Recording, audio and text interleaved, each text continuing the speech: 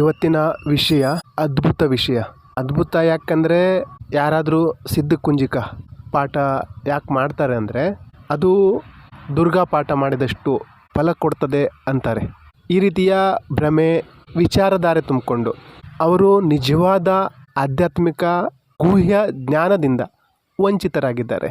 ಜನ ಏನು ಮಾಡ್ತಾರೆ ಅಂದರೆ ಒಂದು ಮಂತ್ರನ ಅಥವಾ ಸ್ತೋತ್ರನ ಭಾಷಣದ ರೀತಿ ಪಠನೆ ಮಾಡ್ತಾರೆ. ಅನುವಾದ ಸಹ ಆ ಶಬ್ದಕ್ಕೆ ಏನು ಹೇಳ್ಬೋದು ಅಷ್ಟೇ ಅನುವಾದ ತಿಳ್ಕೊಂಡಿರ್ತಾರೆ. ಈ ಅನುವಾದ ಮಾಡೋರು ಸಹ ಅವರಿಗೆ ಎಷ್ಟು ಜ್ಞಾನ ಇದೆಯೋ ಅಷ್ಟೇ ಅನುವಾದ ಮಾಡ್ತಾರೆ. ಏನು ದುರ್ಗಾ ಸಪ್ತಶತಿ ಸಾಹಿತ್ಯ ಇದೆ, ಅದು ಪರಾಯೋಗ ರಹಸ್ಯ. ಅದರೊಳಗೆ ಭಗವಂತ ಶಿವ ಮತ್ತು ಶಕ್ತಿಯ ಸಂವಾದ ಇದೆ. ಅವರೇನು ಮಾತಾಡ್ತಾ ಇದ್ದಾರೆ, ಅವರ ವಾಣಿ ಬೇರೆ ರೀತಿಯೇ ಇದೆ. ವಿಚಾರ ಮಾಡಿ, ಎರಡೂ ದೈವೀಯ ಶಕ್ತಿ ಒಬ್ರಿಗೊಬ್ಬರು ಮಾತಾಡ್ತಾ ಇದ್ದಾರೆ. ಅಂಥದ್ರಲ್ಲಿ ನಾವು ಸಾಮಾನ್ಯ ಮನುಷ್ಯರು ಅದನ್ನು ಎಲ್ಲಿ ತನಕ ಅರ್ಥ ಮಾಡ್ಕೊಳ್ಬಲ್ಲೆವು? ನಮ್ಗೆ ಎಷ್ಟು ಬುದ್ಧಿ ಇದೆಯೋ ಅಷ್ಟೇ.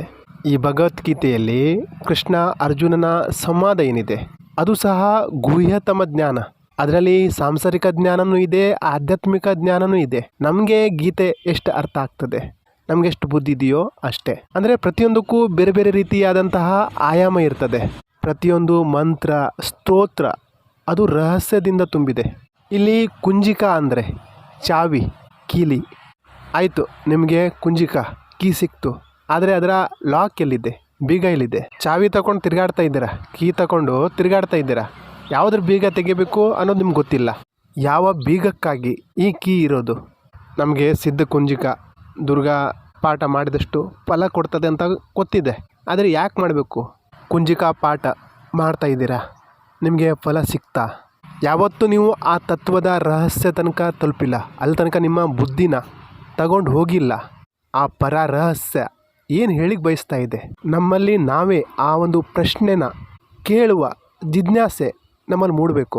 ಹೇ ದೇವರೇ, ಈ ಪ್ರಪಂಚದಲ್ಲಿ ಅಪರೂಪವಾದದ್ದು ಏನು? ಶಿವ ತನ್ನ ಅವಸ್ಥೆಯಿಂದ ಆ ದುರ್ಲಭ ಅಪರೂಪದ ವಿಷಯನ ಹೇಳ್ತಾರೆ. ಅಂದರೆ ನಮ್ಮ ಮನಸ್ಸಿನ ಲೆಕ್ಕಾಚಾರದ ಪ್ರಕಾರ ಅಲ್ಲ.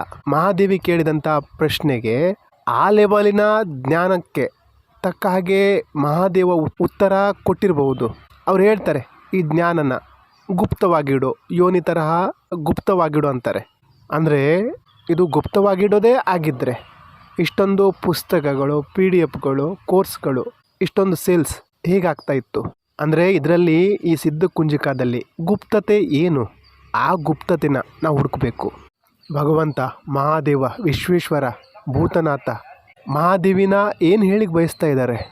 ಆ ಚೈತನ್ಯ ಶಕ್ತಿ, ಆ ಚೈತನ್ಯ ಬ್ರಹ್ಮ ಶಿವ, ಒಬ್ಬ ಗುರು ತನ್ನ ಶಿಷ್ಯನಿಗೆ ಏನು ಅರ್ಥ ಮಾಡಿಸ್ತಾ ಇದ್ದಾರೆ? ನ ಕವಚಂ ನಾರ್ಗಲಾ ಸ್ತೋತ್ರಂ ಕೀಲಕಂ ನ ರಹಸ್ಯಕಂ ನ ಸೂಕ್ತಂ ನಾಪಿ ಧ್ಯಾನಂ ಚ ನ ನ್ಯಾಸೋ ನ ಚ ವರ್ಚನಂ. ನಾರ್ಗಲ ಬೇಕಾಗಿಲ್ಲ, ಕಿಲಕಂ ಬೇಕಾಗಿಲ್ಲ, ಸೂಕ್ತಂನ ಅವಶ್ಯಕತೆ ಇಲ್ಲ, ಧ್ಯಾನ ಬೇಕಾಗಿಲ್ಲ, ನ್ಯಾಸ ಮಾಡುವ ಅವಶ್ಯಕತೆ ಇಲ್ಲ. ಇವೆಲ್ಲ ಪ್ರಕ್ರಿಯೆಕ್ಕಿಂತ ಮೀರಿ ಏನದು ಪ್ರಕ್ರಿಯೆ? ಇವೆಲ್ಲದರ ಪ್ರಕ್ರಿಯೆಕ್ಕಿಂತ ದೊಡ್ಡದಾದಂಥ ಪ್ರಕ್ರಿಯೆ ಏನು? ಧ್ಯಾನ, ನ್ಯಾಸ, ಕವಚ ಏನೂ ಬೇಕಾಗಿಲ್ಲ. ಅದ್ಯಾವ ಪ್ರಕ್ರಿಯೆ? ಇವೆಲ್ಲಕ್ಕಿಂತ ದೊಡ್ಡದಾದಂಥ ಪ್ರಕ್ರಿಯೆ. ಇವೆಲ್ಲ ಏನು ಮಾಡ್ದೇನೆ ಫಲಭೂತಿಯಾಗುವಂಥದ್ದು ಏನು? ನೀವು ಯಾರ ಧ್ಯಾನ ಮಾಡ್ತಾ ಇದ್ದೀರಾ?